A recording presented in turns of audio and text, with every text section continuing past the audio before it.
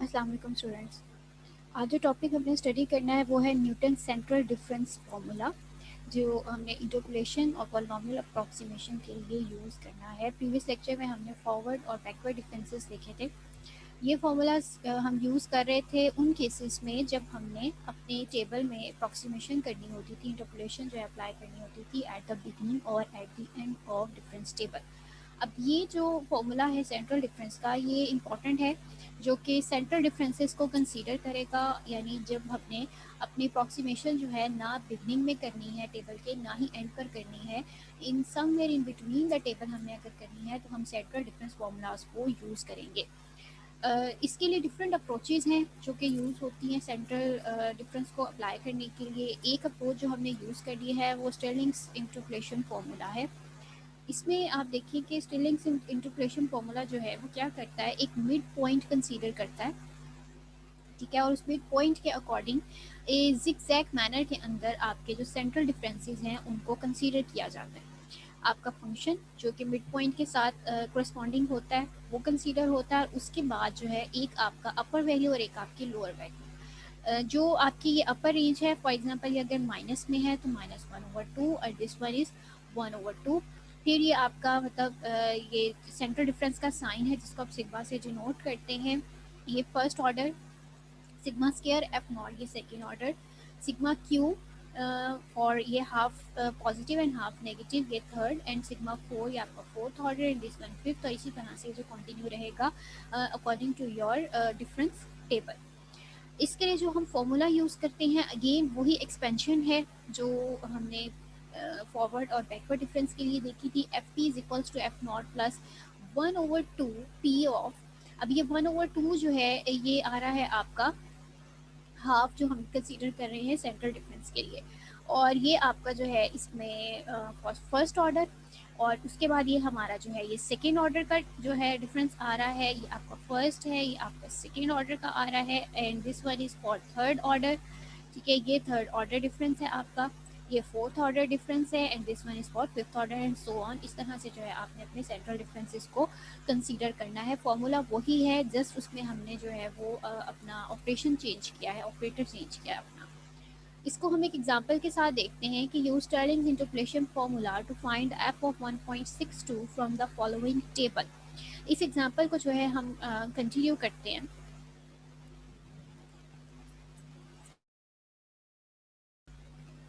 तो इसके एग्जांपल के लिए जो है हमने सबसे पहले सोल्यूशन में इसका डिफरेंस टेबल क्रिएट करना है।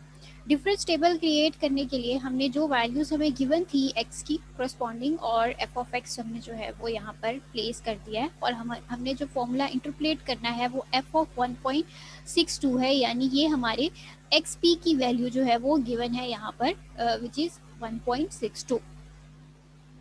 तो हम इसका डिफरेंस टेबल एक क्रिएट कर लेंगे, और उसके बाद जो है हमने सेंट्रल पॉइंट उसका लेना है जो कि बिल्कुल सेंटर है इस ऑपरेशन का, एक्स की वैल्यू। ये सेंट्रल पॉइंट जो है हमारा ओरिजिन होगा, और यहाँ से हमने जो है अपने नेक्स्ट डिफरेंसेस कंसीडर करने हैं। ये हमारा एक्स नॉट है, ठीक है, ये हमारा सेंट्रल पॉइंट जो है ये ओरिजिन है, यहाँ से हम फर्दर जो है वो स्टार्ट करेंगे। इसमें आप देखिए कि जो स्टिरलिंग्स की आपकी आ रही थी अप्रोच, उसमें इस तरीके से कुछ आपका पैटर्न जो है वो जनरेट हो रहा था। सिमिलरली ये बिल्कुल वही पैटर्न जो है वो टॉप डाउन फॉलो कर रहा है। तो इसका जो फंक्शन है वो वैल्यू, और उसके बाद एक अपर और एक लोअर लिमिट, उसके बाद अगेन जो है करस्पॉन्डिंग सेकेंड ऑर्डर, फिर थर्ड के लिए हमारी दो वैल्यूज़, फिर फोर्थ ऑर्डर, और फिर फिफ्थ के लिए दो वैल्यूज़, और फिर सिक्स ऑर्डर। इस तरह से ये कंटिन्यू रहेगा। तो इस तरह जो है हमने सबसे पहले डिफरेंस टेबल क्रिएट करना है, और उसके बाद हमने एक ओरिजिन अपना कंसीडर करते हुए जो वैल्यूज़ हैं उनको हमने हाईलाइट कर लेना है।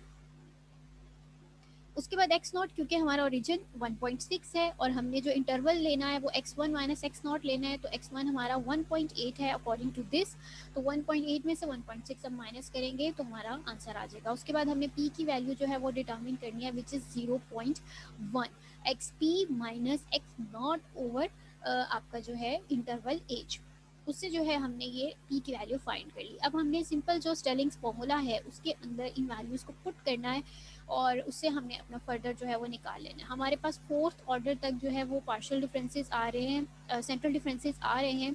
तो एफ पी जो है उसके लिए हम वैल्यूज़ अपनी कंसीडर करेंगे एफ नॉट की प्लस 1/2 इंटू पी, ये पी की वैल्यू, और उसके बाद जो है आपका ये आंसर आ रहा है जो हमने ये दो वैल्यूज़ को कंसीडर किया था। ठीक है, ये जो फर्स्ट ऑर्डर पार्शियल डिफरेंस है आपका, सॉरी सेंट्रल डिफरेंस है, उसके लिए हमने जो है ये वैल्यूज़ कंसीडर की थी, वो लिख लेंगे।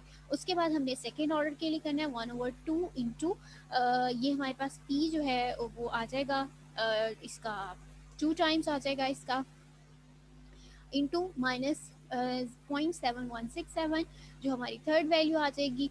ठीक है जी, उसके बाद जो है हमने अगेन ये 2 फैक्टोरियल के बाद 3 फैक्टोरियल पर आ जाना है, और ये हमारा जो ऊपर फॉर्मूला है p into P minus one, P square p into P minus one into P minus two हमारा जो सिंपल आएगा। उस तरह से करते हुए हमने ये अपना जो मेन फॉर्मूला है यहाँ पर अकॉर्डिंग टू दिस हमने इसमें जो है अपना ये वैल्यूज़ पुट करनी है simple according to our difference table, और हमने अपना आंसर जो है वो कंप्यूट करना है। ठीक है जी, ये एफ पी का जो है वो आंसर आ गया है। अब ये क्वेश्चन आपको गिवन है प्रैक्टिस के लिए, आपने सबसे पहले इसमें क्या करना है कि कंस्ट्रक्ट करना है difference table according to the fourth order. आपने फोर्थ ऑर्डर जो है वो डिफरेंस टेबल इसका up to fourth order consider करना है। उसके बाद आपने इंटरप्रेट करना है function F of 3.64 using the formulas जो आपको गिवन है सेंटर डिफरेंसेस के लिए, और एक्स को जो आपने मिड पॉइंट जो आपने लेना है, यानी एक्स नॉट की वैल्यू है ये आपके पास इज इक्वल्स टू 3.4, आपने इसको जो है वो मिड पॉइंट कंसीडर करना है, और उससे आपने जो फर्दर है अपनी वैल्यूज़ फंक्शन की वो लेनी है। ये वाला आपका फंक्शन कंसीडर होगा, और उसके बाद फर्दर आपने जो है वो स्टर्लिंग्स फार्मूला को अप्लाई करते हुए आपने इस क्वेश्चन को सॉल्व करना है। Thank you so much.